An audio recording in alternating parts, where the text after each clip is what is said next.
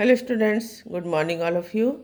आज मैं क्लास 5 के लिए हिंदी लिटरेचर में चैप्टर 5 दोहे के एक्सरसाइज को कराने जा रही हूँ बच्चों। तो बहुत सारे प्रश्न हैं जिनके उत्तर को हम लोग जानेंगे और भी जो शब्दार्थ दिए गए हैं, उचित विकल्प दिए गए हैं, ठीक है, उनके बारे में भी हम लोग जानकारी लेंगे। तो सबसे पहले यहाँ हम लोग देखते हैं शब्दार्थ को।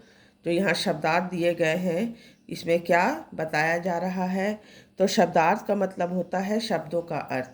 इस दोहे पाठ में बहुत सारे ऐसे शब्द हैं जिनके विशेष अर्थ हैं, तो उन शब्दों और उनके अर्थों को भी हम लोग जानेंगे। सबसे पहले यहाँ दिया गया है काल। क्या दिया गया है? काल। काल का मतलब होता है कल, ठीक है। काल का क्या अर्थ होता है? काल का अर्थ होता है कल। फिर है बहुरी। बहुरी का मतलब होता है फिर। बहुरी का क्या अर्थ होता है? बहुरी का अर्थ होता है फिर। फिर है सुभाय। सुभाय मतलब स्वभाव, ठीक है। सुभाय का मतलब होता है स्वभाव। गही। गही का मतलब होता है पकड़ना। इसके बाद है कुटुंब। कुटुंब का अर्थ होता है परिवार, ठीक है। जब कबीरदास जी ईश्वर से प्रार्थना करके कह रहे थे कि मुझे अधिक धन और संपत्ति नहीं चाहिए, लेकिन मुझे इतना दे दीजिए जिससे मेरा पूरा परिवार सुख से रह सके, आराम से खा पी सके। फिर प्रलय। प्रलय का मतलब होता है प्रलय भी कह सकते हैं और सब कुछ नष्ट होना, ठीक है। इसके बाद है सुमिरन। सुमिरन का मतलब होता है याद। सार। सार का मतलब होता है किसी पदार्थ का मुख्य भाग। और थोथा मतलब होता है हल्का या खोखला भी कह सकते हैं। तो ये कुछ विशेष शब्द दिए गए हैं जिनके अर्थों को हम लोगों ने जाना। अब यहाँ कुछ लघु प्रश्न दिए गए हैं जिनके उत्तर को हम लोग जानेंगे। सबसे पहला प्रश्न है, कवि ने अपना काम तुरंत पूरा करने के लिए क्यों कहा है? ठीक है, तो उत्तर क्या होगा? कवि ने अपना काम तुरंत पूरा करने के लिए कहा है क्योंकि हमारे पास समय बहुत कम है। दोहे में भी हम लोगों ने पढ़ा कि कबीरदास जी कहते हैं कि कल जो काम करना है उसे आज करें और आज का काम को अभी करें, क्योंकि किस पल पूरा संसार नष्ट हो जाएगा, दुनिया खत्म हो जाएगी, कोई नहीं जानता। फिर हम अपने काम को कब करेंगे? तो उसी तरह का प्रश्न संबंधित यह दिया गया है कि कवि ने अपना काम तुरंत पूरा करने के लिए क्यों कहा है। तो उत्तर यही होगा, कवि ने अपना काम तुरंत पूरा करने के लिए कहा है क्योंकि हमारे पास समय बहुत कम है। दूसरा प्रश्न है, कवि ईश्वर को सुख में भी याद करने को क्यों कहता है? तो उत्तर होगा, ईश्वर को सुख में भी याद करने से दुख कभी आएगा ही नहीं। कवि ईश्वर को सुख में भी याद करने के लिए कहता है क्योंकि ईश्वर को सुख में भी याद करने से दुख कभी आएगा ही नहीं। यही बात कबीरदास जी कह रहे हैं। फिर अगला प्रश्न है, अच्छे व्यक्ति का स्वभाव किसके समान होना चाहिए? तो उत्तर होगा, अच्छे व्यक्ति का स्वभाव सूप के समान होना चाहिए। जिस तरह सूप में अनाज के दानों को अलग किया जाता है, ठीक है ना, तो उसी तरह एक अच्छा व्यक्ति जो होता है, एक सज्जन पुरुष जो होता है, उसका भी स्वभाव होना चाहिए कि उसे दुनिया की बुराई को छोड़ना है और अच्छाई को लेना है। फिर यहाँ आप देख सकते हो कि क्या कहा जा रहा है, उचित विकल्प के सामने सही का निशान लगाना है, या उचित विकल्प पर आपको सही का निशान लगाना है। पहला प्रश्न है कि कवि ने अपना काम कब करने को कहा है। तो यहाँ ऑप्शन है, देख सकते हैं क्या क्या है, तुरंत, कल, जब मन चाहे। तो कवि ने अपना काम कब करने को कहा है? कवि ने अपना काम तुरंत करने को कहा है। क्या होगा? तुरंत, ठीक है। तो ये सही उत्तर है, इस पर हम लोग निशान लगा देंगे। फिर है, कबीरदास जी के अनुसार हम भगवान को कब याद करते हैं? तो यहाँ क्या क्या ऑप्शन दिए गए हैं? प्रतिदिन, सुख में, दुख में। तो कबीरदास जी क्या पूछ रहे हैं कि हम भगवान को कब याद करते हैं? तो सही उत्तर होगा दुख में। जब दुख आता है, कि व्यक्ति को जब कष्ट आता है, कोई परेशानी होती है, तब वह ईश्वर को याद करता है। सुख में व्यक्ति ईश्वर को भूल जाता है, लेकिन सुख में भी ईश्वर को याद करने से क्या होगा? कभी दुख आएगा ही नहीं। तो अगला प्रश्न है, हमें कैसी वाणी बोलनी चाहिए? क्या क्या है? उत्तर क्या है? कटु, कड़वी, मीठी। तो सही उत्तर होगा मीठी। ठीक है। कबीरदास जी कहते हैं कि हमें मीठी वाली वाणी बोलनी चाहिए। तो मीठी वाणी बोलने से क्या होगा? दूसरों के मन को सुख पहुंचेगा, साथ ही साथ खुद को भी आनंद का अनुभव होगा। इसके बाद कुछ विस्तृत प्रश्न पर आते हैं। तो सबसे पहला प्रश्न क्या है कि कवि ईश्वर से क्या क्या चाहता है और क्यों? प्रश्न क्या है? कवि ईश्वर से क्या चाहता है और क्यों? तो उत्तर होगा, कवि ईश्वर से अधिक धन और संपत्ति नहीं चाहता। कवि केवल इतना चाहता है कि उसका परिवार अच्छे से खा सके, कभी भी भूखा ना रहे और उसके घर से कोई भूखा ना जाए। ये कवि ईश्वर से चाहता है। फिर अगला प्रश्न है, मीठी वाणी बोलने के क्या फ़ायदे हैं? प्रश्न क्या है? मीठी वाणी बोलने के क्या फ़ायदे हैं? तो उत्तर होगा, मीठी वाणी बोलने से यह फ़ायदे हैं, या कह सकते हैं कि मीठी वाणी बोलने के यह फ़ायदे हैं कि यह सुनने वाले के मन को बहुत अच्छी लगती है। यह दूसरों को तो सुख पहुंचाती है और साथ ही खुद को भी आनंद का अनुभव कराती है।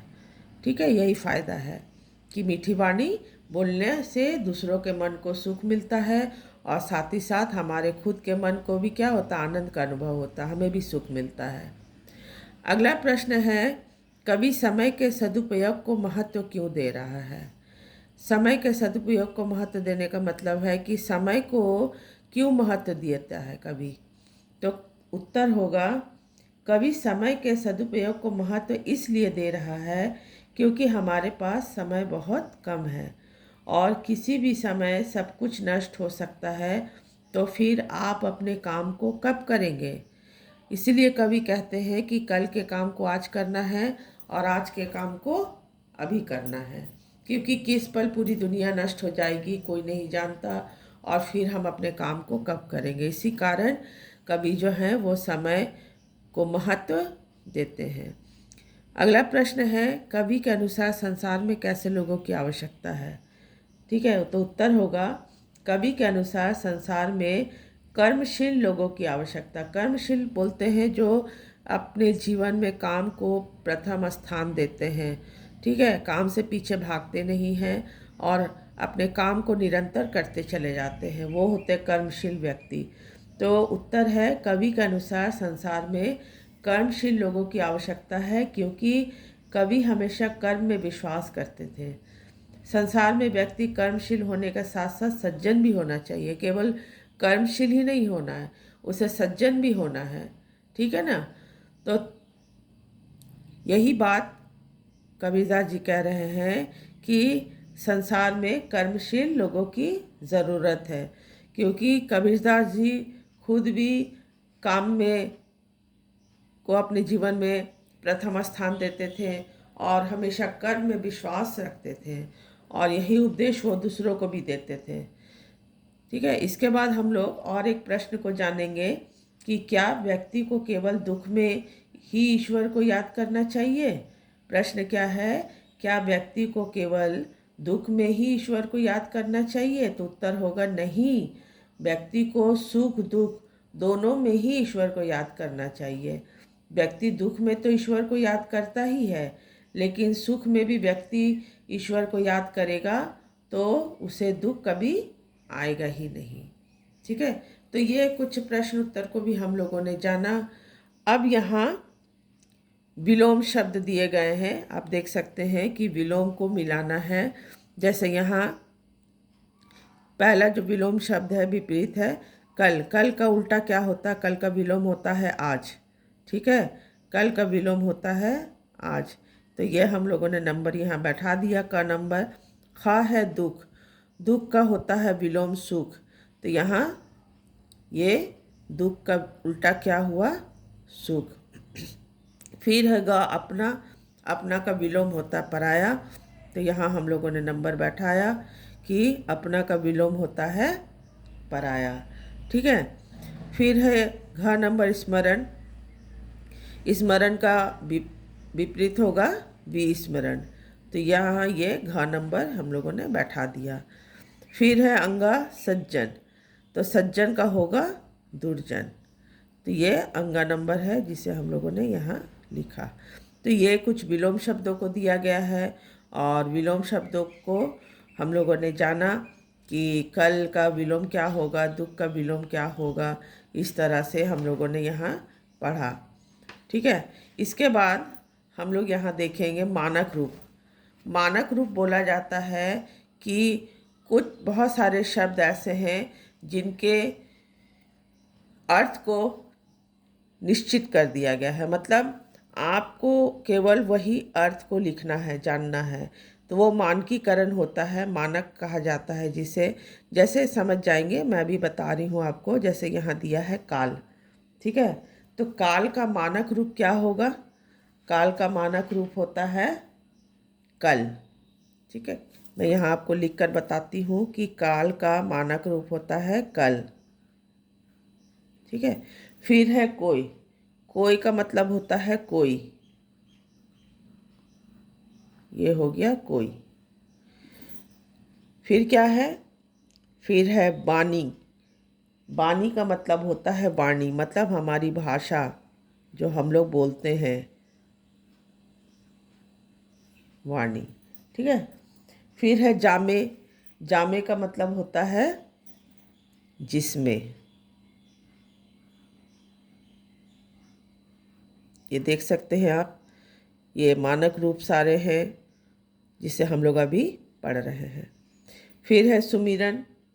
सुमिरन का मतलब होता है स्मरण, मतलब याद करना। ठीक है। तो ये इन शब्दों का मानकीकरण हुआ है और इनका यही अर्थ होगा। ठीक है। इसके बाद है शीतल। शीतल मतलब होता है शीतल। आप यहाँ देख सकते हैं कि ये शीतल में यहाँ मैं तालवी श जो है उसका प्रयोग की हूँ, लेकिन यहाँ क्या दिया है? दंत स दिया है। तो ये इसका मानक रूप है कि शीतल आपको इस तरह से लिखना है, ये सही शब्द होगा। तो इसके अलावा भी सही और गलत के प्रश्न बनेंगे।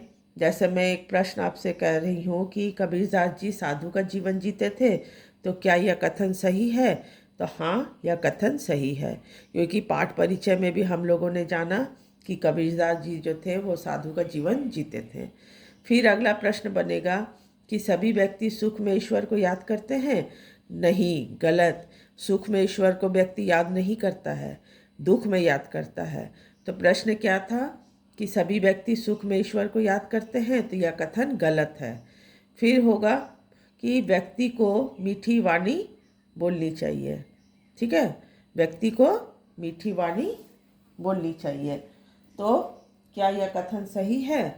तो उत्तर क्या होगा कि हाँ, यह कथन सही है बच्चों, कि व्यक्ति को क्या करनी चाहिए?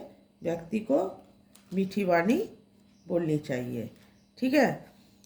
इसके बाद यहाँ हम लोग देखेंगे, यहाँ आप देख सकते हो ये वाणी होगा। इसके बाद है कि कबीरदास जी कर्म में विश्वास नहीं करते थे, तो क्या यह कथन सही है? तो यह कथन गलत है।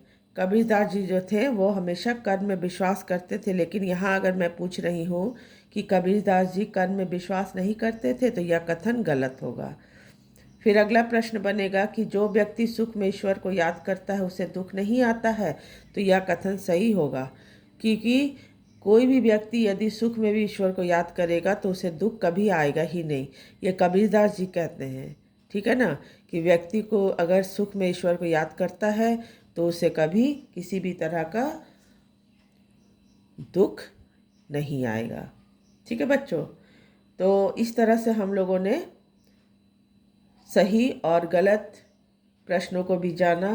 और उचित विकल्प के बारे में मैं आपको बता रही थी कि उचित विकल्प का यहाँ पर जो प्रश्न दिए गए हैं आप देख सकते हैं कि उचित विकल्प के। इसके अलावा भी आपसे और भी कोई प्रश्न बनेगा, जैसे मैं आपसे पूछ सकती हूँ कि कैसे पुरुष में सूप जैसा गुण होना चाहिए, तो उत्तर में आपको होगा सज्जन, पापी, दुष्ट, कोई नहीं, इस तरह से।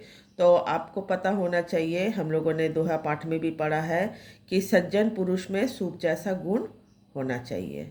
ठीक है बच्चों। फिर मैं पूछ सकती हूँ कि दोहे पाठ के कवि का नाम क्या है।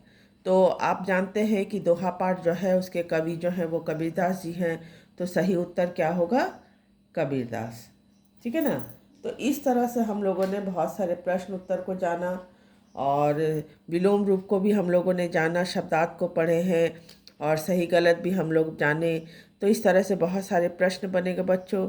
तो आप लोग इसे ध्यान से सुने, इसे समझे कि इसमें क्या बताया जा रहा है, क्या समझाया जा रहा है। ठीक है। और इसके आगे का जो भी वर्क है मैं आपको फिर नेक्स्ट क्लास में बताऊंगी। Thank you.